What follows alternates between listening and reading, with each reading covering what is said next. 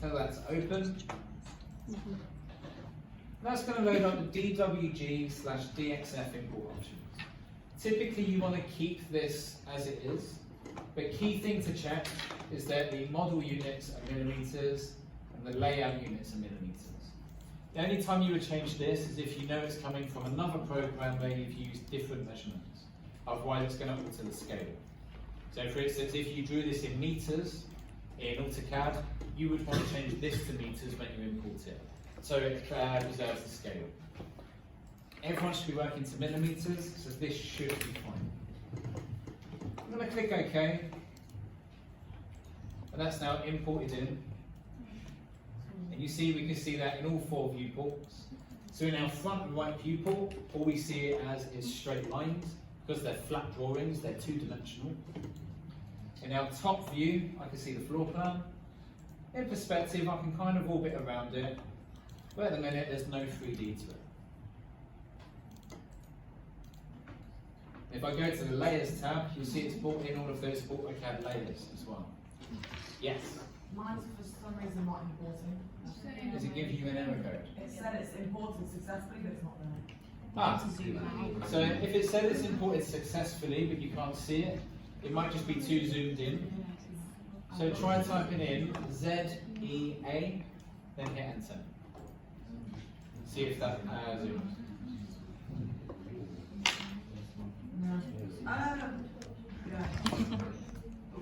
So for instance, want everyone to watch this just for a sec.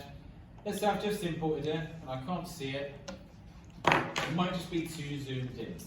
So mash the escape button, same as in AutoCAD. Make sure we don't have any tools or any objects selected. Now we want to zoom to the full extent of this drawing. So I'm going to type in ZEA, zoom extent all, hit enter, and it should zoom to the full drawing that we just imported. It's not put on screen. Doesn't matter. So for that drawing grid that we started off, that grid by default is really tiny. I think it's something like 100 millimeters by 100 millimeters, or 200 by 200, it's tiny. Where you've drawn your stuff at 1:1 scale, that is obviously the equivalent of about the size of a piece of paper within your floor plan. So you're just not going to see that drawing grid. Don't worry if you can't find it. If you prefer working with the grid, you can change the size of your grid, and you can define your grid by typing in the command grid. You type in grid, hit enter, and you can change its size, you can change the spacing between the lines, you can configure it. Personally, I don't work that way because I think it's too limited. So I'm not going to use the grid. Also want to remind you, down in the very bottom where you've got grid snap, ortho, and things like that, make sure you turn Smart Track off. When I was walking around, some people still had it on. Make sure you turn that off while you're learning it. I hate it. Hate it with passion. I would also recommend enabling the gumball. So that means when you select things, it's going to come up with your gumball tool, so your arrows, so you can push and pull things. Is it select? Yeah, I just clicked on an object.